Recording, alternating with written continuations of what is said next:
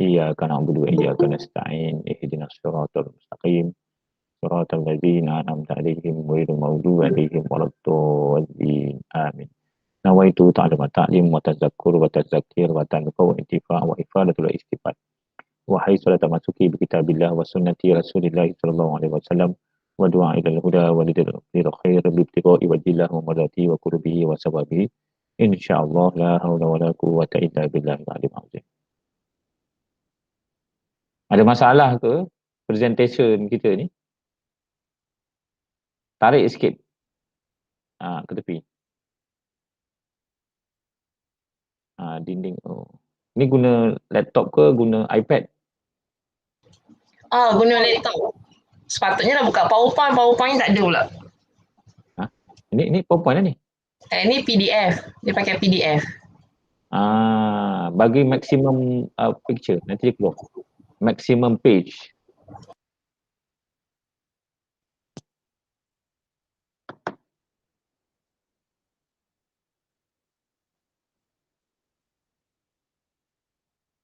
Sekejap Ustaz. Kalau boleh lah, kalau tak boleh tak apa. Yang penting kawan tu. Okey, rakaman telah pun dimulakan. Saya ingat kalau tidak ada sebarang masalah, kecil pun tak apalah. Silakan, saya jemput kumpulan yang nak bentang. Silakan.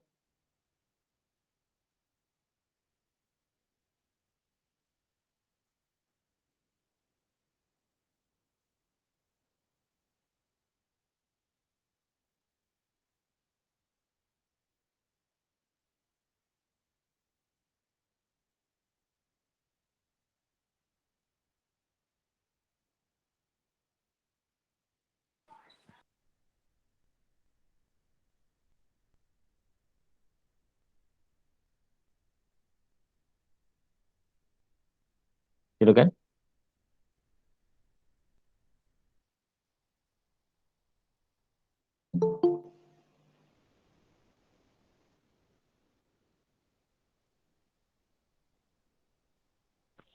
Ustaz, kawan seorang lagi dia cuba tengah masuk.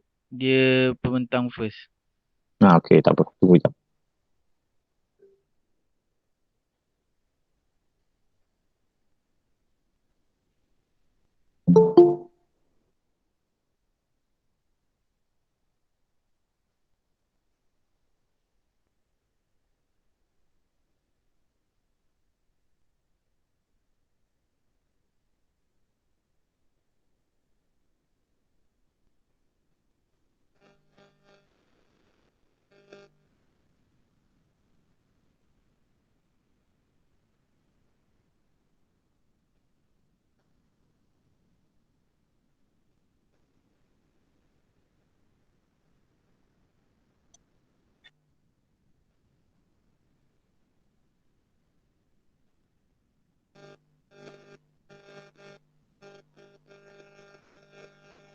Assalamualaikum. Dah boleh mula ke? Boleh. Silakan. Okey.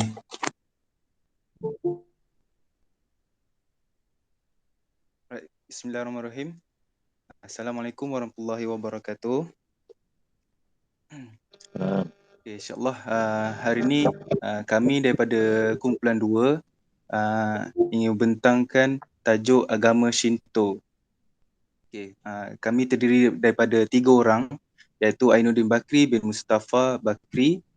Seterusnya saya sendiri Muhammad Farhan bin Syamuddin, dan yang terakhir Wahidah binti Nur Hasni.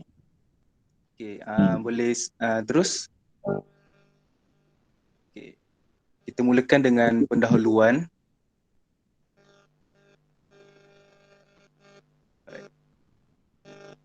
Agama Shinto atau Shintoism dalam sebutan Inggeris ialah agama peribumi orang Jepun. Perkataan Shinto berasal daripada tradisi orang Cina, iaitu Shintao, yang membawa maksud jalan atau cara Tuhan. Agama Shinto wujud setelah kedatangan agama Buddha ke Jepun pada sekitar abad ke-12 Masihi. Pada hakikatnya, Shinto ialah pembauran antara amalan tradisi budaya orang-orang Jepun yang sedia ada dengan agama Buddha. Terus.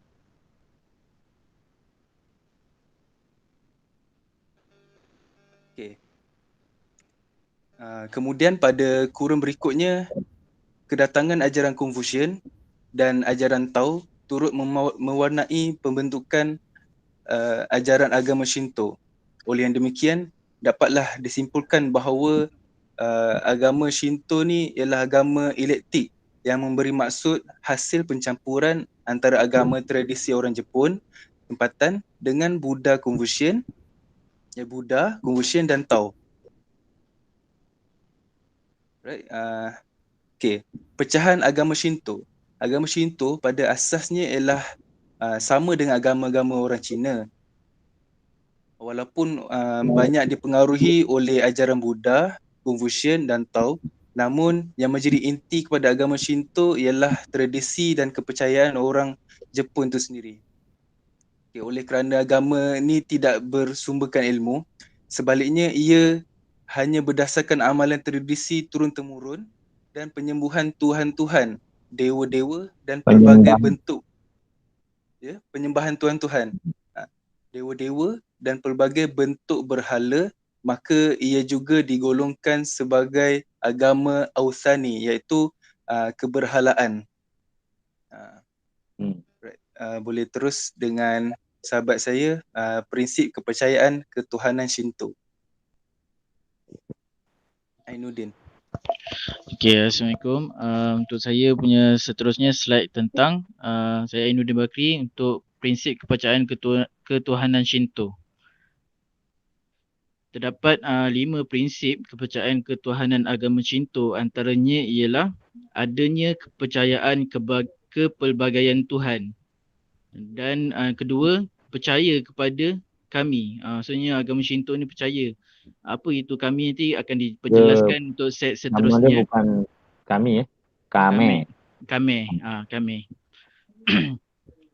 Seterusnya prinsip kepercayaannya adalah percaya yang dewa mempunyai banyak peranan dalam kehidupan manusia dan yakin bahawa Maharaja sebagai Tuhan dan berpegang kepada fahaman polytheism. Okey, seterusnya. Apa itu kepelbagaian Tuhan? Maksudnya daripada sini dalam agama Shinto terdapat beberapa kitab yang saya senaraikan adalah 2 buah kitab yang mana dalam kitab itu berkenaan agama Shinto, iaitu kitab Kojiki dan Nihongi. Di mana kitab Kojiki dan Nihongi ni dia telah perjelaskan tentang dewa Amenomena Kanushi, yang mana dewa Amenomena Kanushi ni adalah dewa yang lahirnya tersendiri, ya, di mana dewa Amenomena Kanushi ni dia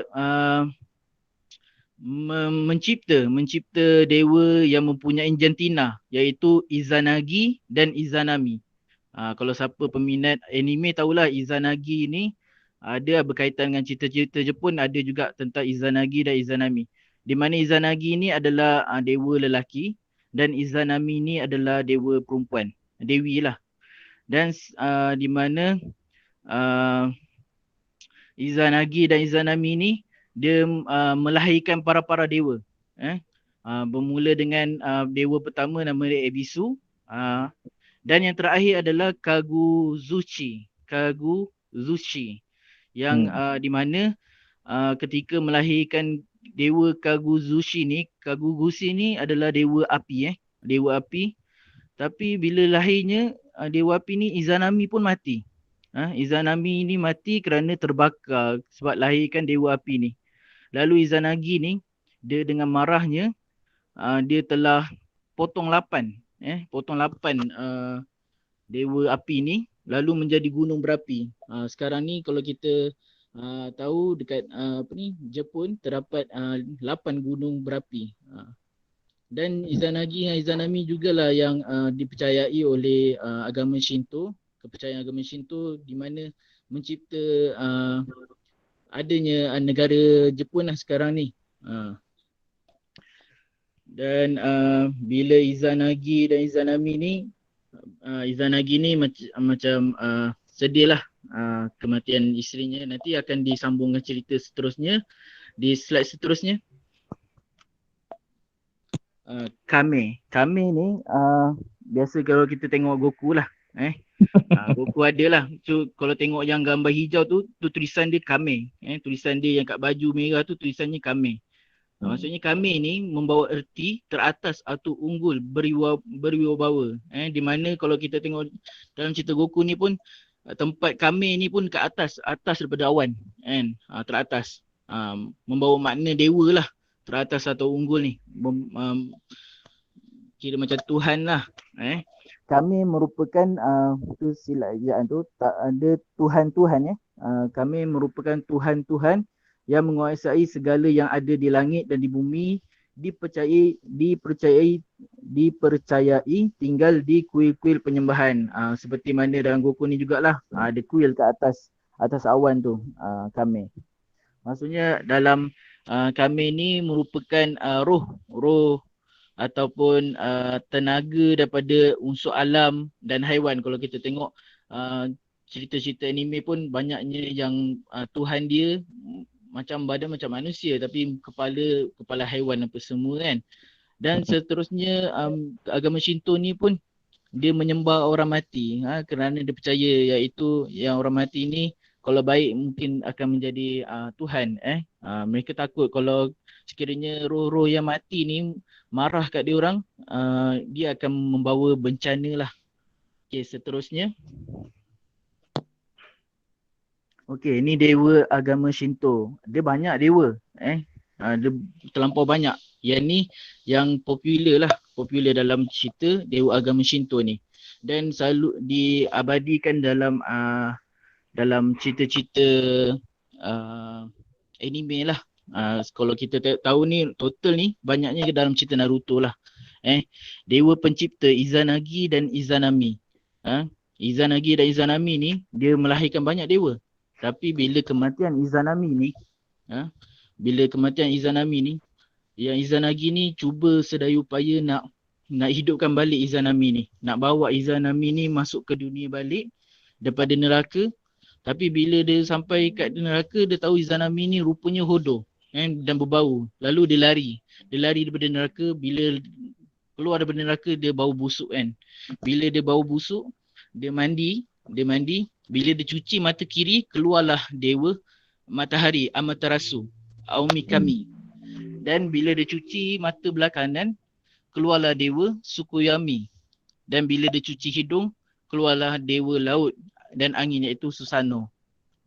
Di mana ketiga-tiga dewa ni lahir daripada bukan daripada jantina, bukan daripada kelamin kan. Dia lahir tersendiri daripada basuhan Izanagi tadi.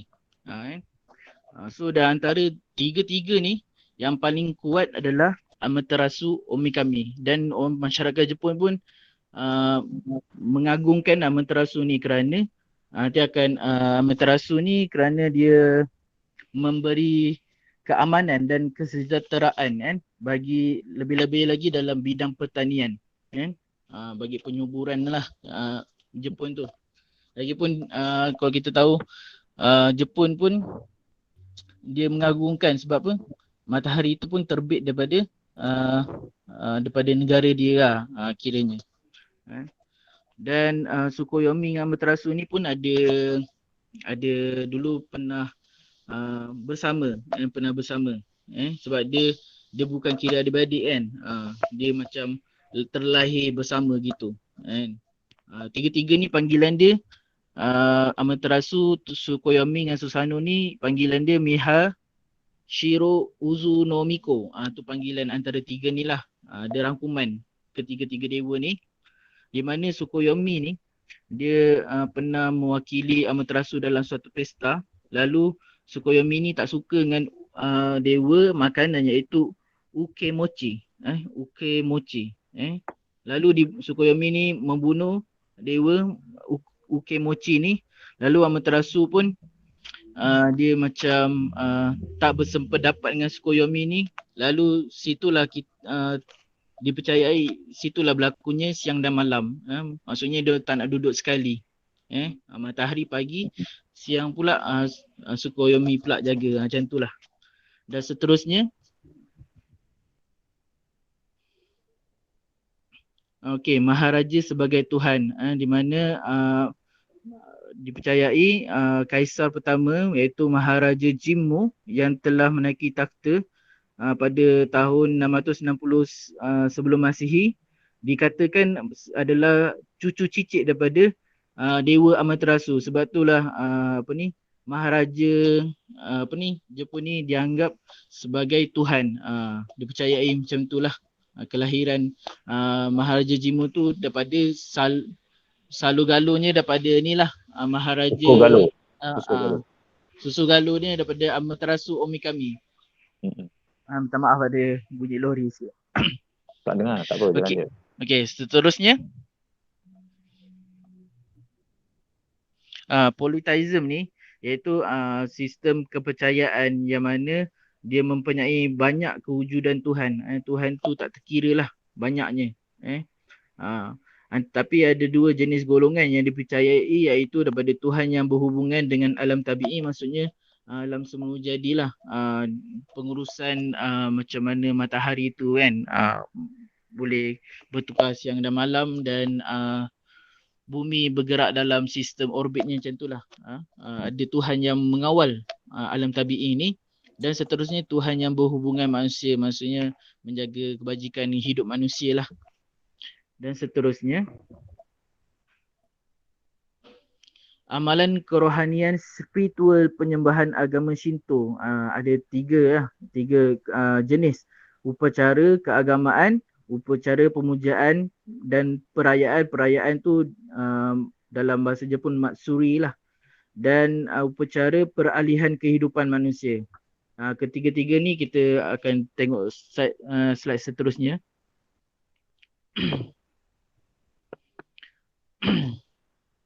Okey, upacara keagamaan di mana upacara yang first adalah kesai, iaitu upacara penyucian pendahuluan, iaitu perbuatan yang dilakukan dengan gaya ataupun tindakan sebelum memulakan pemujaan. Tu kesai, dia ada peringkat dia untuk upacara keagamaan dia. First kali kesai. Dan seterusnya adalah upacara penyucian yang dikatakan harai, di mana dilakukan oleh pendeta dengan cara mengibas tongkat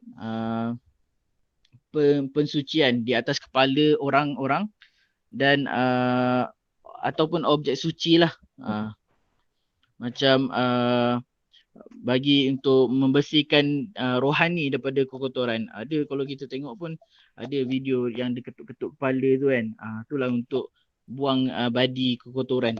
Okey, seterusnya upacara persembahan sesaji.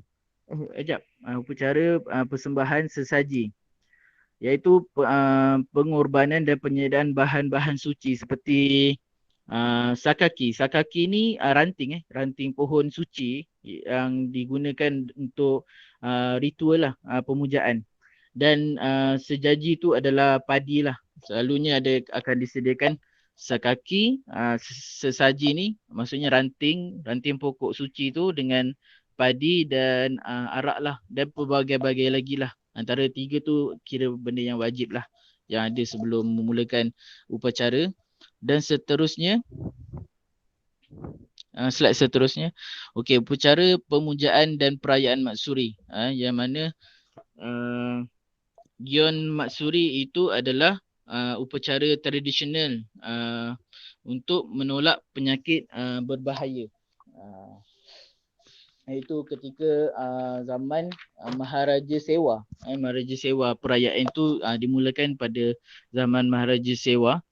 Dan seterusnya Iwashimizu Matsuri, iaitu perayaan yang dikenali juga sebagai nama Hoje, iaitu dilaksanakan pada malam bulan purnama setiap tahun pada bulan Ogos, sambil melepaskan benda hidup, umpama melepaskan burung ke ikan ke kan, upacara melepaskan binatang-binatang hidup. Dan seterusnya Aoi Matsuri, perayaan setahun sekali ketika pemerintahan Maharaja Kimmei.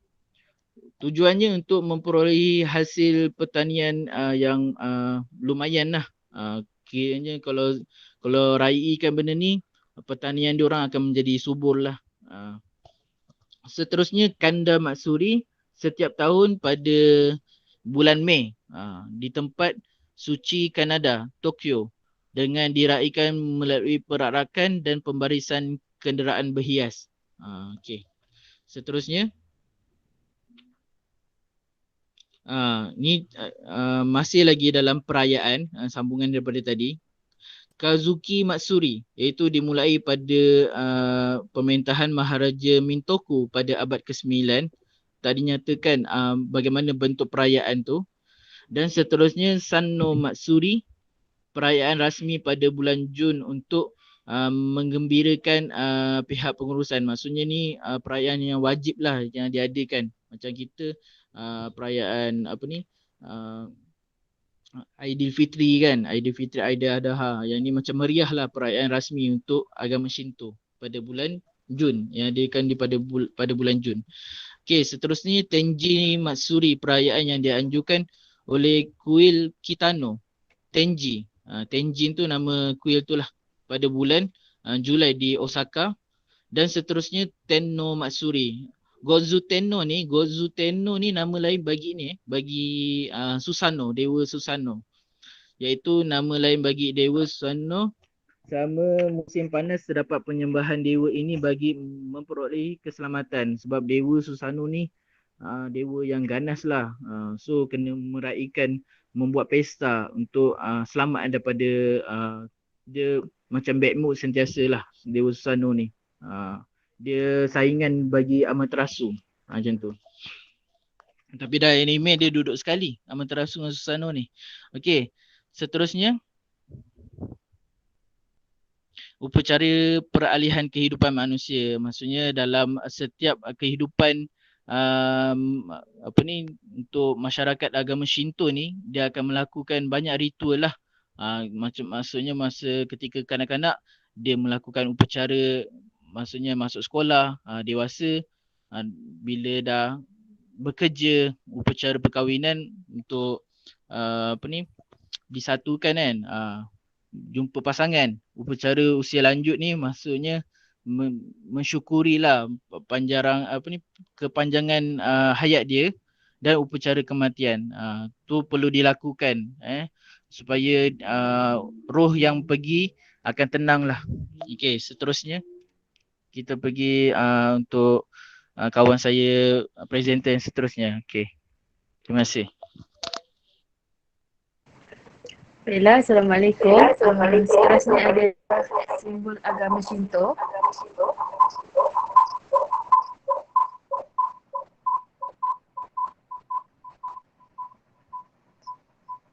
Slide seterusnya.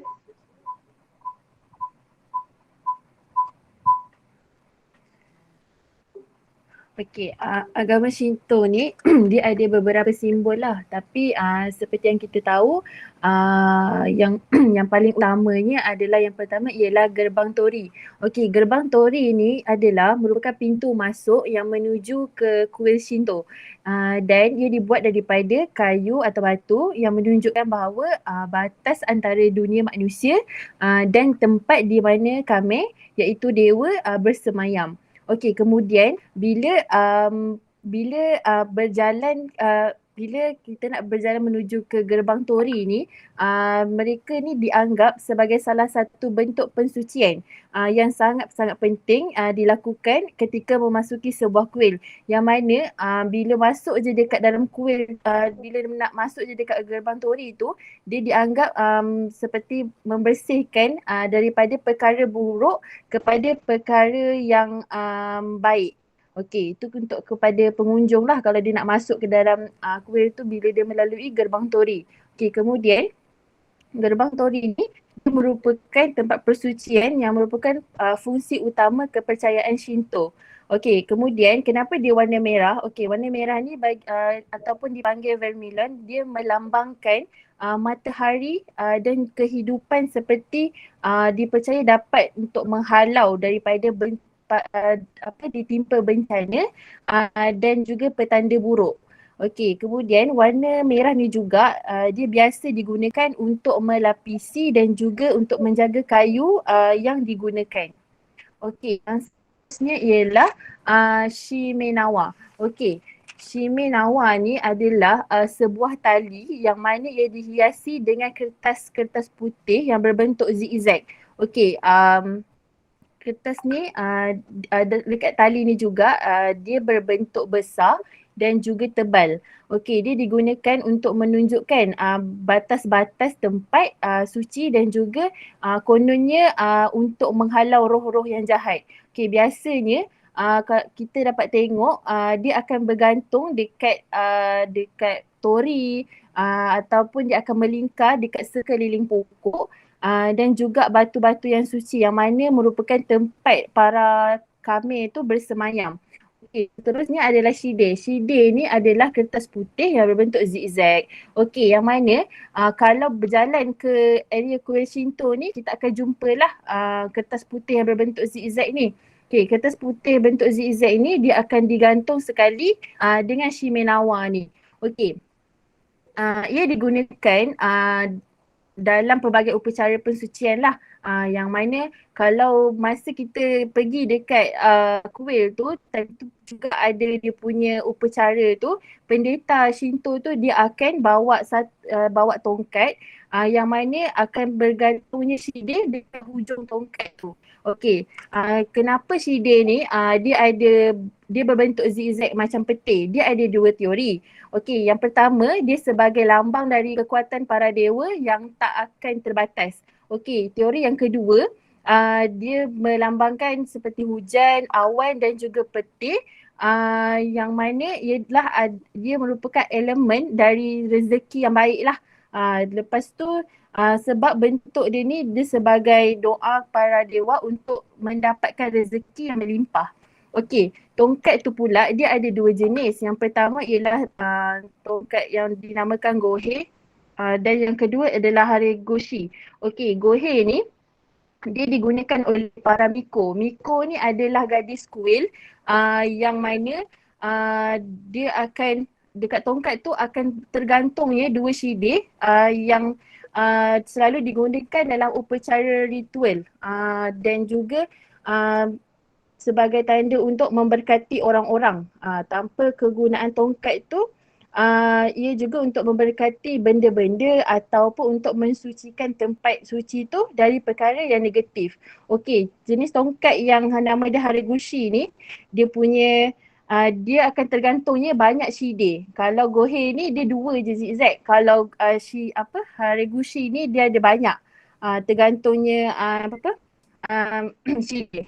Okay, fungsi dia adalah sama je tapi tak sama fungsi haregushi ni tak samalah macam gohe. Kalau gohe ni dia dalam keadaan yang berbeza yang mana pendeta dia akan lambaikan haregushi tu pada seseorang ataupun benda untuk seperti kereta ataupun rumah dalam ritual penyucian. Okey, gambar yang keempat tu adalah sakaki. Okey, nampak tak? Sakaki tu dia macam dia melambangkan sebagai pokok suci dalam kepercayaan Shinto. Okey, yang mana dia adalah sebagai pemujaan alam yang mana bagi mereka elemen utama dalam kepercayaan Shinto. Okey, lepas tu ada juga pokok lain. Nama dia Shimboku tapi dia tak ada lah sepentingnya sakaki. Okey, kemudian pokok-pokok ni dia akan mengelilingi kuil dan juga membentuk pagar suci yang membatasi antara dunia luar dan juga kuil merupakan tempat suci. Okey, kemudian dahan pokok sakaki tu dia digunakan sebagai persembahan bagi para dewa.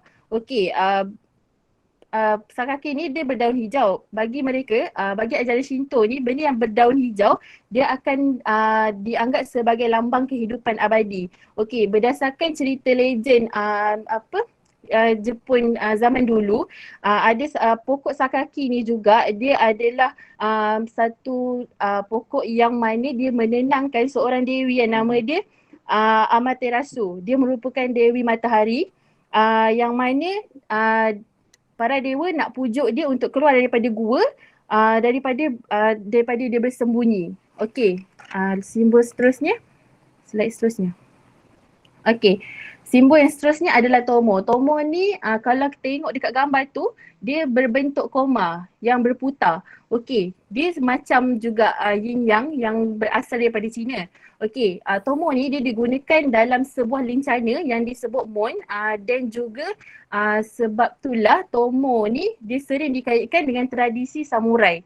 Okey, kemudian dekat tomo tu dia ada 2, 3 atau 4 tanda koma yang mana design tersebut lah. Okey, kalau tomo tu dia ada 3 tanda koma, ia dipanggil Mitsudomo dan juga paling selalu digunakan untuk melambangkan interaksi antara 3 alam. Yang mana dia dikaitkan dengan syurga, bumi dan juga dunia bawah. Dunia bawah ni bagi ajaran Shinto adalah neraka. Okey, yang seterusnya adalah Shinkyo. Shinkyo ni dia adalah cermin dewa. Bagi diorang benda ni adalah benda mistik. Okey, yang mana diorang mempercayai cermin dewa ni adalah menghubungkan antara dunia kita, dunia manusia ni dengan dunia roh. Okey, kemudian ia akan ditampal dan diletak di sekeliling dinding-dinding kuil Shinto. Kemudian dia dipercayai juga dewa ni akan masuk dekat cermin untuk berinteraksi dengan dunia manusia. Okey, cerita legend ni juga, okey, dewa matahari Jepun ni yang nama dia Amaterasu tu, dia bersembunyi dekat sebuah gua. Okey, lepas tu dewa-dewa yang lain dia nak pujuk dewi ni, dia buat pesta, satu pesta dekat luar gua tu. Lepas tu dekat situ dewa juga ada gantung hiasan, antaranya ialah Shinkyo ni lah, dan juga dia akan gantung daripada pohon pokok dan sampai kepada depan gua. Okey, dewa ni cakap dekat dewi tu, dia kata ada dewi perempuan yang lebih cantik dekat luar gua ni. Okey, lepas tu bila dia nak tahu siapa, dia keluar. Okey, bila dia keluar, dia tengok ada pantulan bayang-bayang dia. Yang mana itulah dewa kata dialah dewi yang paling cantik. Okey, lepas tu dalam masa yang sama, dewa tu dia tutup pintu gua tu daripada dewi tu masuk semula untuk bersembunyi. Okey. Okey, seterusnya. Okey, prinsip ajaran Shinto. Prinsip ajaran Shinto ada 7. Okey. Yang pertama adalah jangan sekali-kali kita melanggar kehendak Tuhan. Bagi mereka tak boleh melanggar kehendak Tuhan. Yang mana diorang memperakui Tuhan ni, tapi bagi pendapat mereka Tuhan ni takkan masuk campur dalam urusan dunia mereka. Malahan mereka ditugaskan kepada Tuhan-Tuhan yang lain. Okey, yang kedua adalah jangan melupakan tanggungjawab terhadap permintaan roh-roh nenek moyang. Yang mana kepercayaan penganutnya kepada kehidupan selepas mati adalah wujud. Tapi mereka juga percaya bahawa manusia yang telah mati akan menjadi semangat yang akan dipanggil kami. Okey, sebab tu penganut agama Shinto ni dia telah memuja roh-roh nenek moyang dan sesiapa sahaja yang banyak berjasa kepada mereka. Okey. Prinsip yang ketiga adalah jangan melanggar perintah atau arahan negara. Okey. Yang keempat ialah jangan melupakan segala kebaikan yang Tuhan beri. Okey, tak wujud dalam satu catatan yang sistematik mengenai moral dan juga akhlak yang dianuti dalam ajaran Shinto. Okey, didapati akhlak dan tata susila ni juga berdasarkan ideologi Confucianism telah meresap masuk ke dalam agama Shinto, yang mana satu abad terutamanya dalam masa Edo. Okey, ajaran Shinto ni juga menitik beratkan praktikal yang benar, perasaan sensitif, perangai serta sikap yang mulia dan terpuji. Okey, yang kelima adalah apabila bekerja jangan lembab ataupun terlalu lambat. Dalam bahasa Inggeris kita panggil sluggish. Orang Jepun ni, diorang ni sangat-sangat rajin dan juga bekerja keras. Kenapa diorang rajin dan bekerja keras tu adalah salah satu cara mereka untuk bersyukur dekat Tuhan mereka bila Tuhan mereka dah bagi macam-macam dekat mereka. Kalau kita orang Islam, kita nak bersyukur pada Allah bila Allah bagi rezeki kat kita solat, kita baca Quran, kita sedekah semua kan. Tapi bagi mereka kalau nak balas Tuhan mereka, dorang akan rajin dan juga bekerja keras. Okey, dorang juga ni salah satu budaya mereka, dorang ni berjalan sangat laju. Yang mana dorang juga mengikut ajaran sunnah Nabi. Yang mana agama Shinto ni dia ambil jugalah beberapa elemen kebaikan yang ada dalam agama Islam untuk praktikkan dekat ajaran Shinto. Okey, yang keenam adalah tangan lebih berwibawa daripada mulut. Okey, mereka ni membuktikan dengan bekerja keras dan juga rajin. Okey, mereka tak hanya sembang kosong tapi mereka buktikan sekali dengan bekerja keras. Okey, terakhir adalah berkelakuan baik terhadap orang lain. Okey, sahaja. Kesimpulan? Apa buat kesimpulan? Tak ada? Ada. Okey. Okey, kesimpulannya, agama Shinto tidak mempunyai pengasas seperti agama-agama yang lain kerana ia dipandang berasal dari dewa-dewa yang menurunkan kepada bangsa Jepun. Terdapat banyak perbezaan antara agama Shinto dengan agama Islam, baik dari aspek ketuhanan yang mana Shinto mempunyai banyak tuhan, ataupun dari aspek pahala dan dosa maupun dari aspek yang lainnya. Dan persamaannya hanya ada satu, iaitu aspek etika, yang mana rakyat Jepun mempunyai prinsip yang sama dengan agama Islam, iaitu aspek taat dan patuh kepada pemerintah. Ajaran agama Shinto juga sedikit sebanyak mempengaruhi umat Islam, seperti pengamalan khurafat dan membunuh diri. Seperti kita tahu dekat Jepun, itulah antara kes tinggilah kan dalam dunia kan, membunuh diri sebab mereka stres dengan kerja lah, tempat kerja, sebab yalah, seperti yang kawan kita sebut tadi, Wahidah, tanda mereka mensyukuri akan suatu nikmat, mereka akan kerja keras. So kerja keras, still kerja keras, tapi itulah sampai stres tu yang membawa kepada membunuh diri. Okay, insyaAllah itu saja daripada kumpulan kami. Baik, Assalamualaikum. Waalaikumsalam warahmatullahi wabarakatuh. Ada siapa nak bertanya kepada kumpulan ni? Silakan. Silakan. Ada siapa nak bertanya? Ada tak? Ada Ustaz.